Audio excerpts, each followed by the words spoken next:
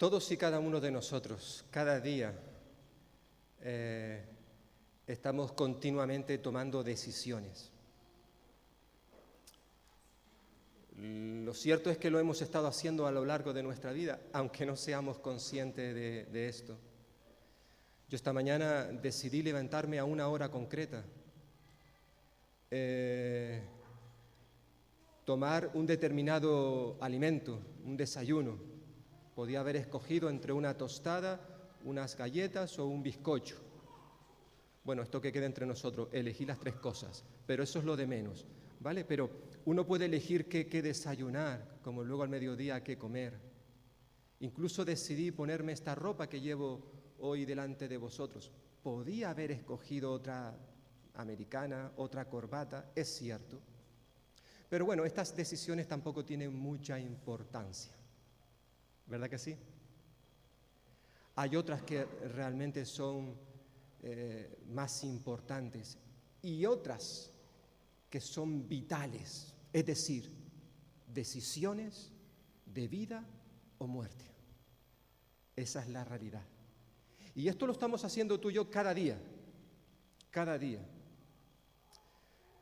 Como hemos estado viendo en el libro de Deuteronomio, Dios le había revelado a su pueblo cuáles eran sus planes, los planes de Dios para ellos.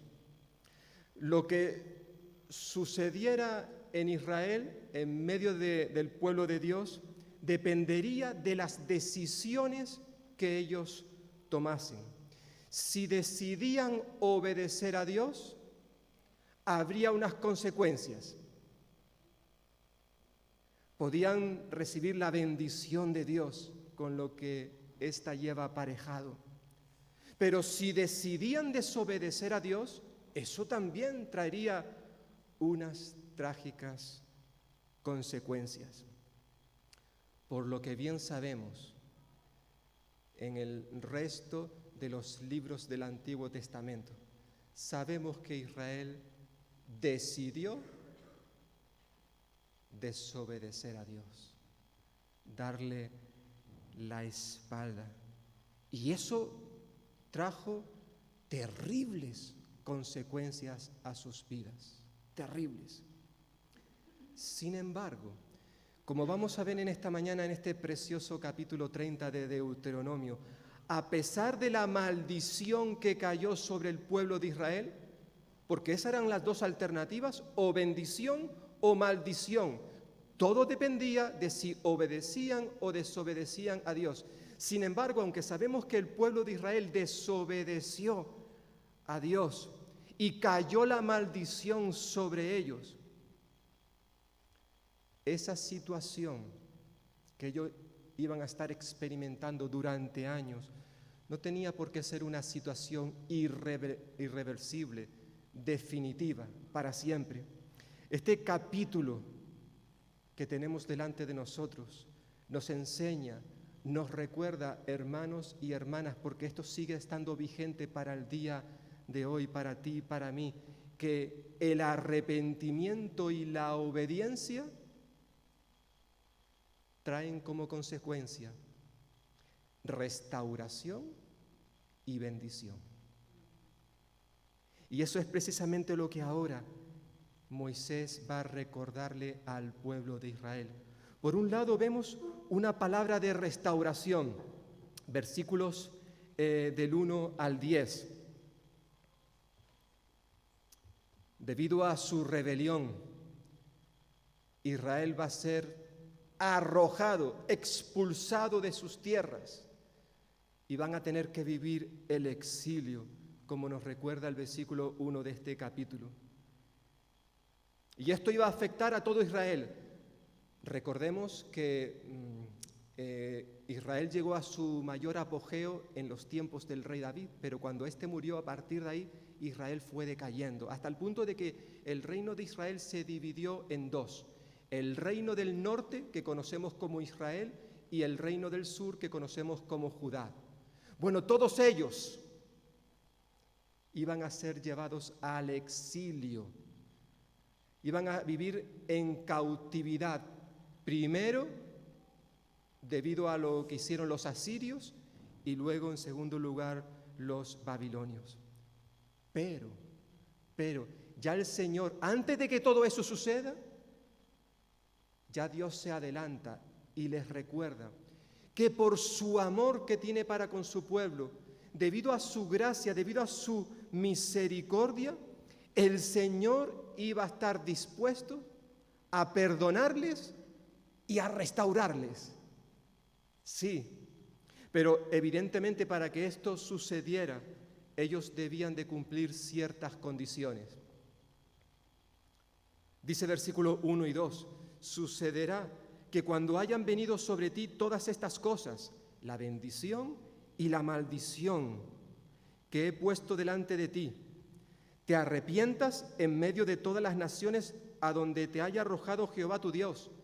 Ya el texto nos está recordando, ya Moisés está adelantándose y diciendo, vais a ser arrojados, vais a ser expulsados, a ser desperdigados por otras naciones, por otras tierras. Pero dice versículo 2, que si ellos se convertían a Jehová, su Dios, y obedecían a su voz conforme a todo lo que Él les había mandado hoy, ellos, sus hijos, y que esto lo hicieran con todo su corazón y con toda su alma.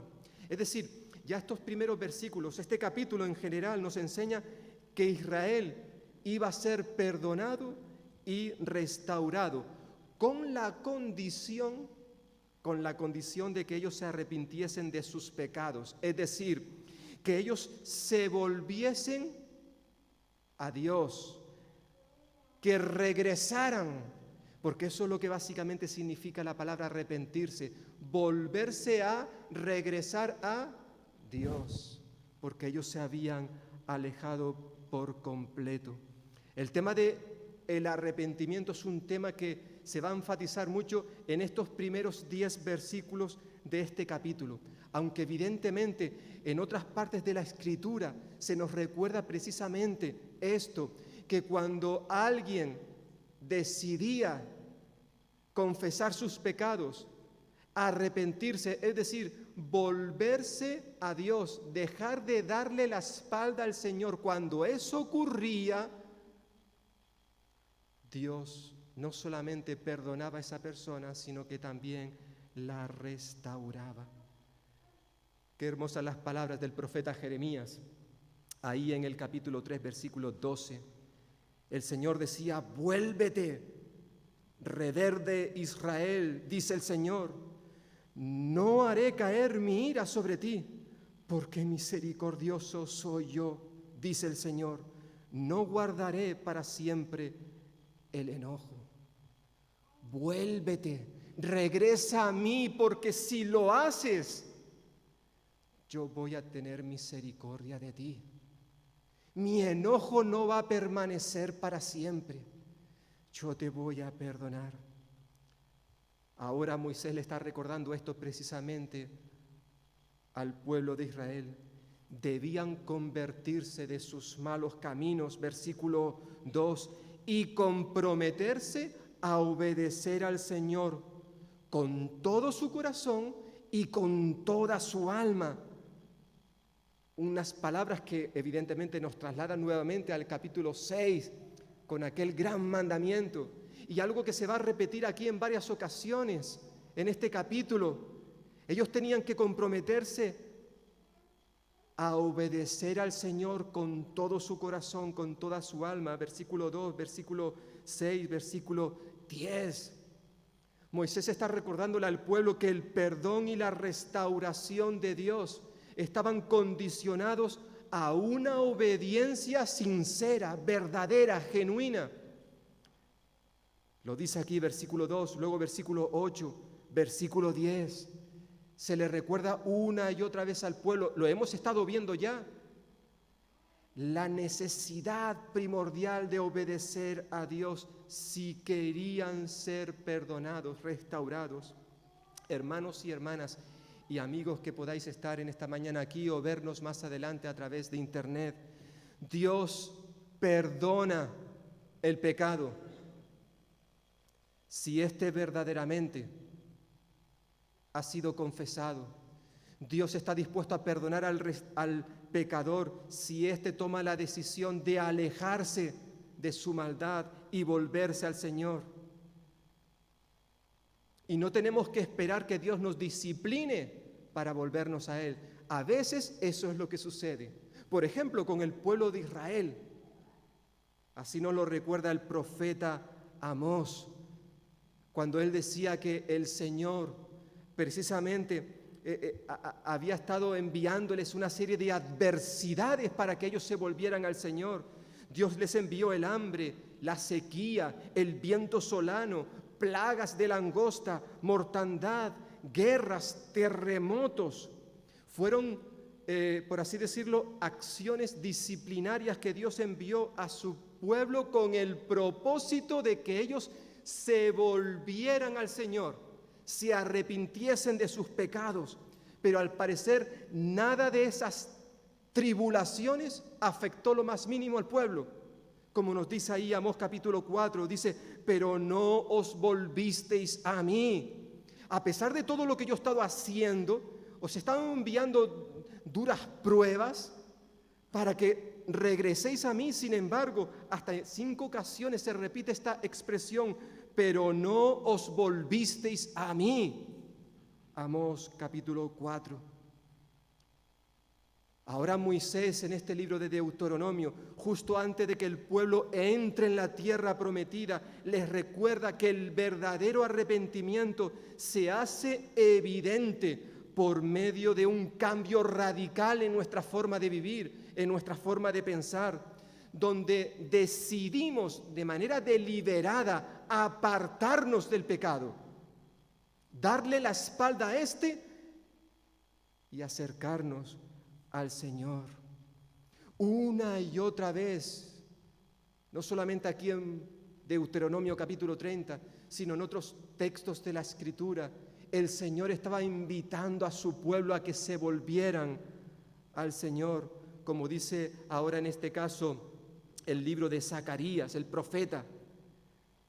Así dice el Señor de los ejércitos: volveos a mí, declara el Señor de los ejércitos, y yo me volveré a vosotros. Qué hermoso, ¿verdad? Esta es la idea que está recogiendo ahora mismo aquí Moisés en Deuteronomio 30. No solamente le está pidiendo al pueblo que se vuelva, que se arrepienta, que se convierta al Señor, sino que además les está diciendo que cuando eso ocurra, el Señor se va a volver a ellos. Va a estar dispuesto a acercarse para perdonarles y restaurarles.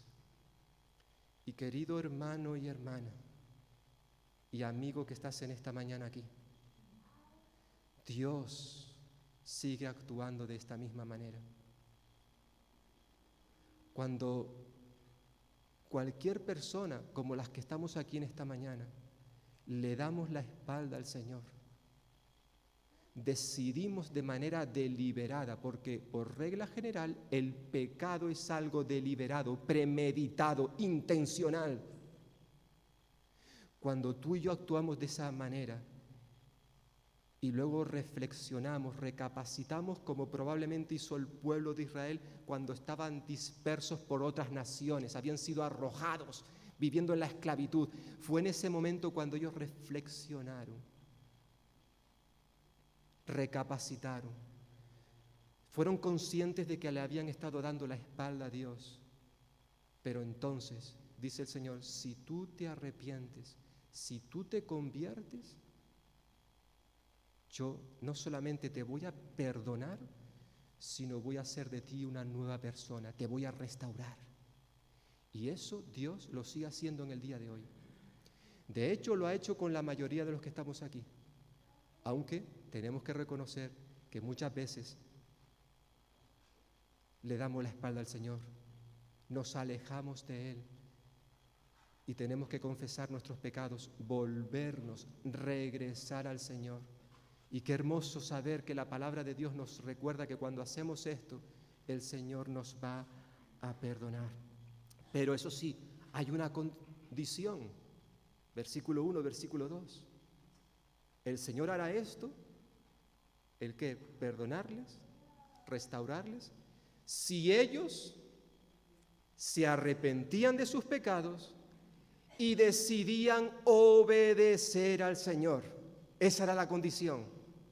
Y cuando eso se cumplía, entonces, versículo 3 al 10, entonces vemos que hay una promesa de restauración completa. Versículo 10, entonces, es decir, si tú haces esto, versículo 1 y 2, entonces Jehová hará volver a tus cautivos, a esos que estaban dispersos por otros lugares por causa de sus pecados, los hará volver, tendrá misericordia de ti y volverá a recogerte. Esta palabra que aparece una y otra vez en el idioma hebreo es la misma, volverte. Y volverá a recogerte de entre todos los pueblos a donde te haya esparcido Jehová tu Dios. Aunque tus desterrados estén en las partes más lejanas que hay debajo del cielo, de allí te recogerá Jehová tu Dios y de allá te tomará. Jehová tu Dios te hará volver a la tierra que heredaron tus padres y será tuya. Te hará bien y te multiplicará más que a tus padres. Y Dios circuncidará tu corazón y el corazón de tu descendencia para que ames a Jehová tu Dios con todo tu corazón y con toda tu alma, a fin de que vivas. Pondrá Jehová tu Dios todas estas maldiciones, no sobre ti, sino ahora sobre tus enemigos y sobre los que te persiguieron con odio. Tú te convertirás, escucharás la voz de Jehová y pondrás por obra todos sus mandamientos que yo te ordeno hoy.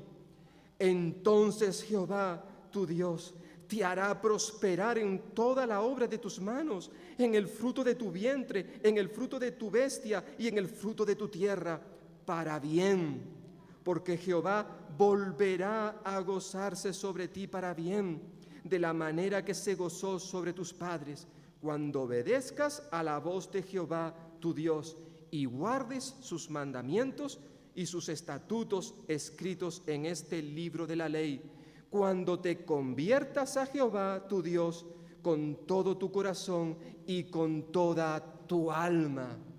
¡Wow! ¡Qué maravillosas promesas recibió el pueblo de Dios! Si vosotros os arrepentís y decidís obedecerme, entonces fijaos lo que yo voy a hacer con vosotros. Si ellos se volvían al Señor, es decir, se arrepentían de sus pecados, el Señor se comprometería a traerlos del exilio donde se encontraban y se comprometía a tener misericordia con ellos. El Señor los iba a restaurar, versículo 3, versículo 4, por completo. Más aún, nos dice versículo 4, que aunque ellos estuvieran dispersos, muy lejos, el Señor estaría dispuesto a viajar para buscarlos. Como ese pastor, diría el Señor Jesús, que tenía 100 ovejas y se le perdió una. Y dejó aquellas 99 y fue a buscar a esa oveja perdida. Y el Señor está diciendo a su pueblo, mira, aunque estés muy lejos, por ahí, en los rincones del mundo, yo voy a viajar para buscaros y volveros a traer a mí. Los iba a colmar de bendiciones más que la que recibieron sus padres. Versículo 5. Yo he bendecido a vuestros padres, pero a vosotros os voy a bendecir más, mucho más. El perdón de Dios no solamente iba a traer restauración, sino también transformación completa a sus corazones. Dios les promete, versículo 6, que iba a circuncidar sus corazones, es decir, a darles una nueva vida. Si, como bien sabemos, la circuncisión física servía como una señal exterior en el varón, en el hombre, de que él pertenecía al pacto, a la nación del pacto. Ahora, con la circuncisión del corazón, se estaba señalando a una realidad espiritual en el interior de la persona, y no solamente de los varones, los hombres, sino también de las mujeres. siempre y cuando ellos se comprometieran a vivir amando y obedeciendo a Dios con todo su corazón y con toda su alma. Se vuelve a repetir, versículo 6. Si ellos realmente se convertían a Dios y obedecían sus palabras, Él, el Señor, les haría prosperar en toda obra de sus manos. No habrá impedimento para que las mujeres puedan tener hijos, para que sus animales se multipliquen y la tierra produzca en abundancia, versículo 9. Pero lo más importante, nos dice este versículo, es que el Señor volvería a gozarse al ver la forma de vivir de los suyos. Porque hermanos y hermanas, hay que recordar que cuando tú y yo vivimos de espaldas a Dios, cuando vivimos en pecado, Dios se entristece. ¿Sí? Bueno, eso es lo que dice el apóstol Pablo, cuando nos manda que no entristezcamos al Espíritu Santo, que no hagamos que Dios se ponga triste, porque es posible que tú y yo hagamos esto. Por eso se nos pide, no pongáis triste al Espíritu Santo, porque cuando tú y yo pecamos, le damos la espalda al Señor, Él pierde el gozo. Por eso ahora dice aquí Moisés que si ellos se arrepentían y obedecían al Señor, entonces eso iba a repercutir en el gozo del Señor. Él volvería a gozarse, versículo 9. Por medio, hermanos y hermanas y amigos, por medio de este maravilloso relato, versículos 1 al 10, no solamente se le recuerda a los israelitas, sino también a nosotros, que aunque podamos estar bajo la maldición de Dios por causa de nuestro pecado, por causa de nuestra rebelión, aún siguen habiendo esperanzas para el perdón y la restauración. La palabra de Dios en su conjunto, de manera especial el Nuevo Testamento, nos recuerda, escucha, que por muy grande que sean nuestros pecados, la gracia de Dios es aún mayor. Eso es en cierta forma lo que le diría el apóstol Pablo a los romanos en su carta, cuando dijo: allí donde abundó el pecado, sobreabundó la gracia. Si tú eres uno de esos que dice, hay un pecado en mi vida que esto jamás el Señor me lo perdonará, es un pecado tan grande, vale, puede que tu pecado sea muy, muy grande, pero créeme, hermano, hermana y amigo, la gracia de Dios es mucho más grande que tu pecado y Él puede perdonar cualquier iniquidad. ¿Por qué? Porque Jesús murió en una cruz, hemos recordado ahora precisamente, para que su sangre pudiese limpiarnos de todo pecado, diría el apóstol Juan en su primera carta. La sangre de Jesús nos limpia de todo pecado, de los grandes, si me permitís la expresión, y de los pequeños. No sé si hay pecado pequeño, porque lo cierto es que todo pecado, todo es enormemente gigante. Era tan grande tu pecado y el mío, que a Dios no le quedó más remedio que enviar a su único Hijo para morir en lugar nuestro. Qué hermoso relato encontramos aquí. Dios está diciéndole a su pueblo, y también a ti y a mí en esta mañana: vuélvete a mí, regresa a mí. Has estado por ahí vagabundeando, transitando estos caminos que hay en este mundo, escuchando cosas por aquí, escuchando cosas por allá, y a mí me has dado la espalda. Pero si en el día de hoy tú te vuelves a mí y decides obedecerme, yo voy a perdonarte y yo voy a darte una nueva oportunidad. te voy a restaurar. Pídeselo al Señor en esta mañana. Si esa es tu condición, si tú te ves en esta mañana como el pueblo de Israel que había sido arrojado, expulsado al exilio, pídele al Señor en este día que Él te perdone, que Él te limpie de tus pecados, arrepiéntete de ellos y toma la firme decisión de que a partir de hoy voy a vivir según lo que Él me dice a través de su palabra, voy a obedecerle. Por tanto, vemos en primer lugar cómo el arrepentimiento y la obediencia traen restauración, pero también, versículos 11 al 20, la palabra de Dios, el mensaje de Dios trae también bendición a nuestras vidas. Es interesante que aunque en el capítulo anterior que vimos en la última ocasión, capítulo 29, versículo 29, Moisés había dicho que hay cosas secretas que solo pertenecen a Dios, pero hay otras reveladas que son para nosotros, ¿verdad? A pesar de lo que él dijo en esos versículos, con esto no se estaba diciendo que era misión imposible acceder y entender la palabra de Dios. No. Ahora en estos versículos se nos recuerda que el mensaje de la Escritura, en primer lugar, es un mensaje al alcance de todos. Sí, de todos. Y ahí, en ese todo, estás incluido tú y yo. Dice versículo 11, porque este mandamiento que yo te ordeno hoy no es demasiado difícil para ti, ni está lejos de ti. No está en el cielo para que digas, ¿quién subirá por nosotros al cielo? Nos lo traerá y nos lo hará oír para que lo cumplamos.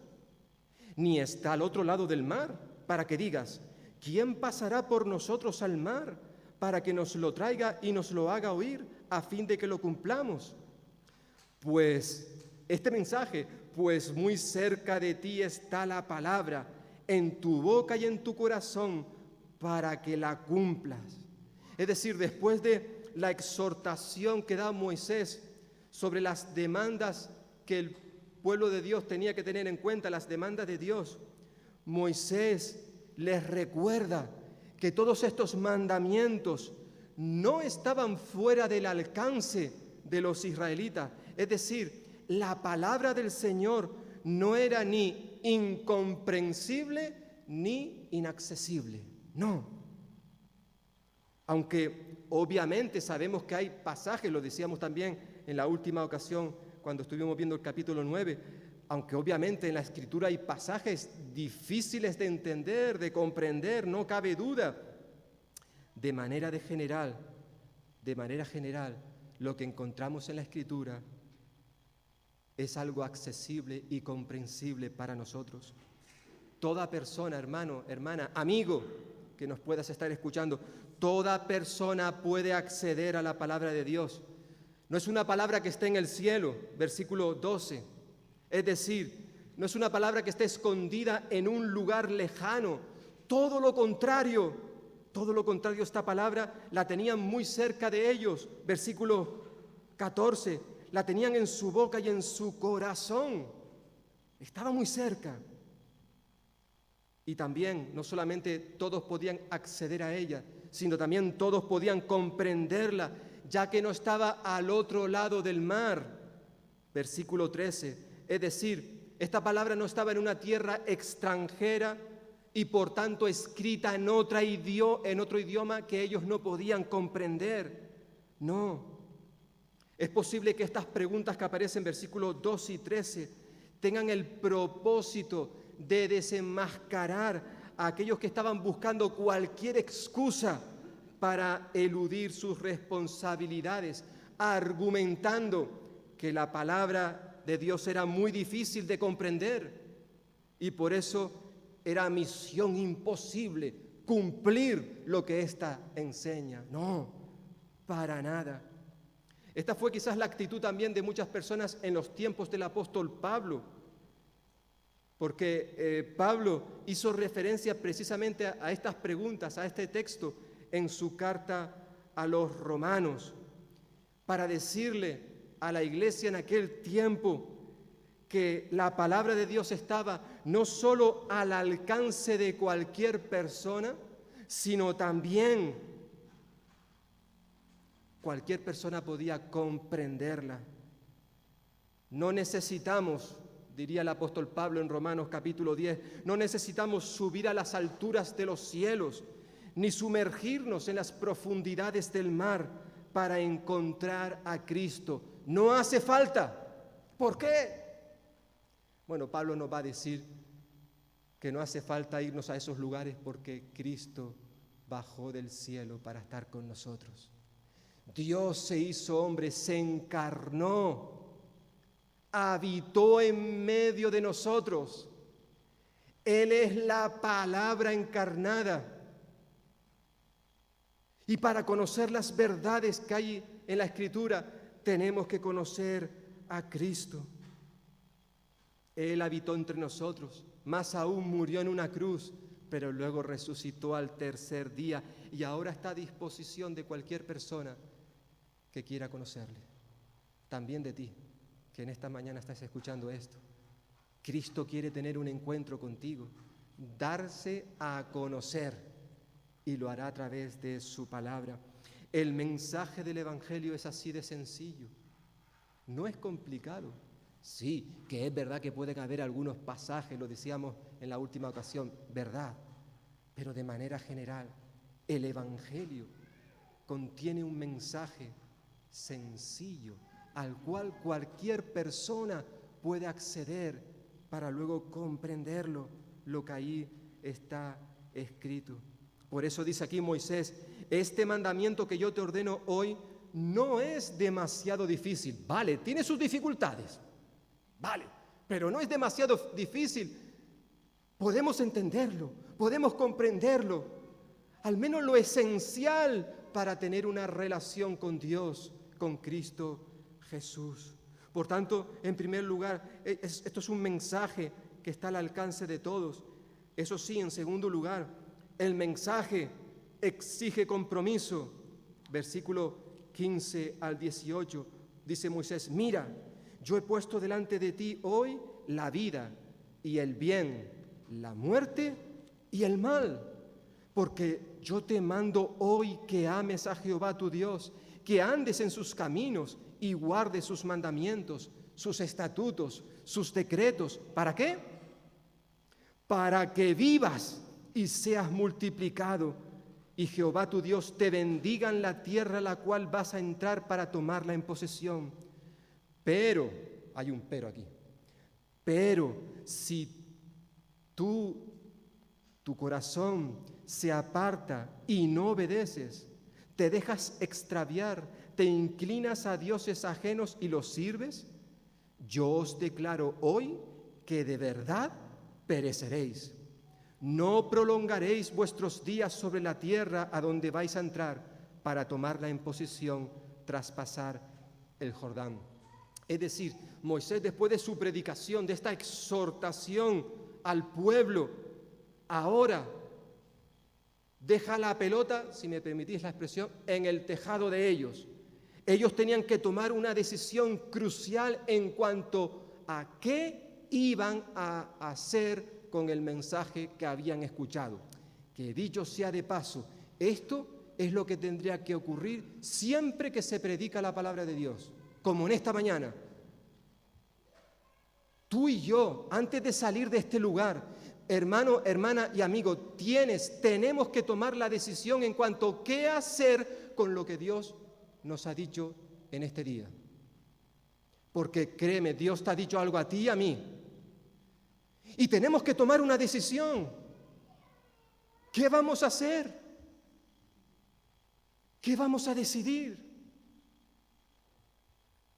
Los israelitas tenían que decidir qué querían recibir. Solo había dos posibles alternativas: la vida y la muerte, el bien y el mal. En cierta forma, en estos versículos 15 al 18 se está resumiendo las condiciones del pacto que Dios hizo con Israel. Moisés está diciendo, versículo 15, mirad, prestar atención, escuchad, he puesto delante de vosotros lo que el Señor quiere que hagáis. Ahora os toca a vosotros decidir qué queréis hacer. Si obedecéis, viviréis. Si desobedecéis, moriréis. Es esto lo que se les está diciendo al pueblo de Israel. Tenían que escoger entre vivir o morir. Esa era la decisión. Solo hay dos opciones. Solo hay dos caminos. El camino que lleva a la vida y el camino que lleva a la muerte, diría el profeta Jeremías capítulo 21. Si Israel escogía vivir, era necesario que ellos obedecieran las demandas del pacto. Estas demandas se resumían en tres cosas. Versículo 16. Tenían que, en primer lugar, amar al Señor. En segundo lugar, tenía que andar en sus caminos. Y en tercer lugar, tenían que guardar sus mandamientos. Si ellos cumplían con estas demandas, estarían decidiéndose por la vida. Ahora, si por el contrario, ellos decidían apartarse de Dios, apartar sus corazones del Señor e ir tras dioses ajenos sirviéndoles, versículos 17 y 18, entonces el Señor declara, vais a morir. Bueno, ya el apóstol Pablo lo diría con otras palabras, que la paga, el salario del pecado es la muerte. El hombre y la mujer van a morir, no solamente físicamente, sino también morir espiritualmente por la eternidad, por causa de su pecado, diría el apóstol Pablo. Todo dependía de la decisión que ellos tomaran. Como decíamos al principio, a lo largo de nuestra vida, hermanos, hermanas y amigos, estamos tomando decisiones continuamente. Hay unas decisiones que no tienen mucha importancia. Si nos equivocamos, no pasa nada. Pero hay otras que son vitales, que son de vida o muerte. Y la decisión más importante que un ser humano pueda tomar a lo largo de su vida es decidir si quiere amar a Dios o no amarle, o no amarle. Elegir entre la vida o la muerte, entre el bien o el mal. No había nada en el medio. O sea, para Dios no existen las medias tintas, como se suele decir. O es una cosa o es otra. Dios dice a su pueblo a través de Moisés, elige vivir o morir. No hay nada en el medio. No hay absolutamente nada, nada. El Señor Jesús lo diría con otras palabras en ese precioso pasaje de Mateo capítulo 7. Entrad por la puerta estrecha. La puerta que conduce a la perdición es ancha y el camino fácil, y muchos son los que pasan por ellos. En cambio, es estrecha la puerta y angosto el camino que lleva a la vida, y son pocos los que los encuentran. Entrad. Tú puedes o quedarte fuera o entrar. Tú puedes escoger entre una puerta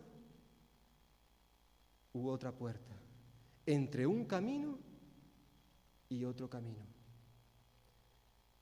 Jesús en esta mañana te dice que hay un camino que puede que sea difícil. Claro que lo es, pero vale la pena transitar por ese camino, porque ese camino nos lleva a la vida. Pero para eso hay que recordar la importancia de arrepentirnos y obedecer al Señor. El mensaje que contiene la Escritura es un mensaje que ofrece vida. Termina el pasaje, versículos 19 y 20. A los cielos y a la tierra llamo por testigos hoy contra vosotros, de que os he puesto delante la vida y la muerte, la bendición y la maldición. Escoge, pues, la vida para que vivas tú y tu descendencia, amando a Jehová, tu Dios, atendiendo a su voz y siguiéndolo a Él, pues Él es tu vida, así como la prolongación de tus días, a fin de que habites sobre la tierra que juró Jehová a tus padres, Abraham, Isaac y Jacob, que les había de dar. Nuevamente, hermanos y hermanas, al pueblo de Israel se le presentaban dos alternativas: morir o vivir. Ahora le correspondía a ellos tomar la decisión. La decisión no pertenecía a Moisés. Él no podía escoger por ellos. Yo no puedo escoger por ti. Ni tus padres, querido joven, que puedas estar aquí. Ni tus padres pueden escoger por ti. Eres tú quien tiene que tomar una decisión personal, escoger a quién quieres servir. El Señor, por medio de Moisés, le está instando, exhortando a que escojan la vida en vez de la muerte. Decidirse por la vida no solamente traería bendición a sus propias vidas, sino también a sus hijos, a sus descendientes. Qué importante esta expresión, ¿verdad? Versículo 19, porque nos recuerda, hermanos y hermanas, padres, madres, abuelos, que nuestros hijos se ven afectados por nuestras decisiones, por nuestra forma de vivir, por nuestra forma de instruirles. Cuando tú y yo tomamos sabias decisiones, eso afecta a nuestros hijos, a nuestros descendientes. Decidir escoger la vida significaba comenzar una nueva vida con Dios, una vida en amor, en obediencia y compromiso. Versículo 20. El Señor les dice que si ellos decidían amarle y decidían obedecerle, eso traería como consecuencia vida para ellos y vida abundante a todos los niveles, al igual que Dios se había comprometido con sus padres, Abraham, Isaac y Jacob, versículo 20. Ahora, si ellos decidían escoger la vida, el Señor también se iba a comprometer con ellos. Hayan hecho lo que hayan hecho, los pecados perdonados quedan perdonados, olvidados. Yo voy a hacer de vosotros algo nuevo. Lo cierto es que el Señor Jesús, durante su ministerio terrenal, también enfatizó la necesidad de escoger la vida y rechazar la muerte. De manera especial es el apóstol Juan en su evangelio quien juega con estos dos términos constantemente: la vida y la muerte, la vida y la muerte. Ya fuera en tiempos de Moisés o en los tiempos de Cristo, la decisión que tomara el hombre y la mujer iba a tener repercusiones eternas. Como diría el Señor Jesús ahí en Juan capítulo 3, versículo 36. El que cree en el Hijo tiene la vida eterna, pero el que se niega a creer en el Hijo no verá la vida, sino que la ira de Dios está sobre él. Si tú y yo tenemos a Cristo en nuestras vidas, entonces podemos decir, dice la Escritura, que tenemos vida y vida eterna. Jesús dijo también en este evangelio: de verdad os digo, el que oye mi palabra y cree al que me envió, tiene ya en ese momento, en el momento de creer, en el momento de nuestra conversión. No tenemos que esperar a estar en el cielo, no. En el momento de la conversión, un hombre y una mujer recibe vida y ya no seremos condenados. ¿Por qué? Dice el Señor Jesús ahí en Juan 5:24, porque hemos pasado de muerte a vida, de muerte a vida. Por eso la importancia de prestar atención a este mandato que hemos visto en esta mañana, Deuteronomio capítulo 30, versículo 19, el Señor les dice: escoge pues la vida para que vivas. Escoge la vida para que vivas.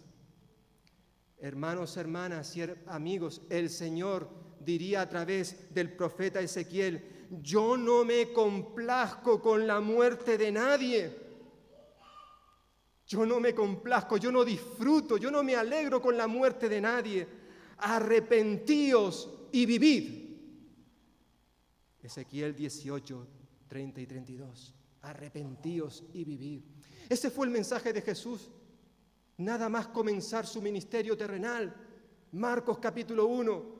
Arrepentíos y creed en el Evangelio. Porque no hay otra forma de entrar en el reino de los cielos, sino que habiéndonos primeramente arrepentido de nuestros pecados y haber creído en Jesús. Él, el Señor Jesús, dijo que Él era la vida y vino para darnos vida y vida en abundancia. Pero para que esto sea una realidad en ti y en mí, tenemos que decidir, tenemos que escoger entre la vida y la muerte, entre vivir o morir. Dios en su palabra dice que Él no quiere que tú mueras, sino que vivas. Pero para eso hay que escogerle a Él y solo a Él. Pues que el Señor bendiga su palabra en esta mañana en cada uno de nosotros. Una palabra que espero que a ninguno de los que estamos aquí nos haya dejado indiferente.